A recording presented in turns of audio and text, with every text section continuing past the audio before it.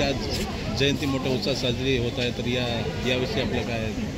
हिंदू सूर्य हिंदू कुलभूषण वीर शिरोमणी महाराणा प्रताप यांच्या 485व्या जयंतीनिमित्त सर्वप्रथम मी सर्व हिंदू बांधवांना महाराणा प्रताप यांच्या जयंतीनिमित्त हार्दिक शुभेच्छा देतो। आज या ठिकाणी छत्रपती संभाजीनगर या शहरामध्ये आपला महाराणा प्रताप यांचा भव्य असा अश्वारूढ पुतळा यावर्षी उभारण्यात आलेला आहे। त्याकरता मी सर्वप्रथम राज्य शासनाचा व छत्रपती संभाजीनगर महापालिकेचा या ठिकाणी सर्वप्रथम धन्यवाद व्यक्त करतो। आज ही जयंती साजरी करताना अत्यंत आनंद व उत्साहाने सर्व समाजप्रेमी सर्व हिंदू बांधव या ठिकाणी असंख्य जमलेले आहेत आणि या ठिकाणी आम्ही या ठिकाणी विविध समाजोपयोगी कार्यक्रम या ठिकाणी घेत आहोत, जसे की रक्तदान शिबिर, वक्तृत्व स्पर्धा,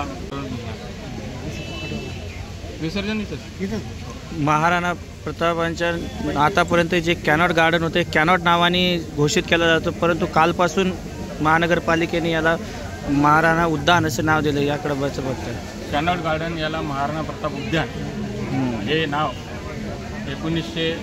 2011 मध्ये 2009 मध्ये देण्यात आलेलं आहे व तेव्हापासून या कॅनॉट गार्डन उद्यानाचे महाराणा प्रताप उद्यान 2009 पासून झालेले आहे।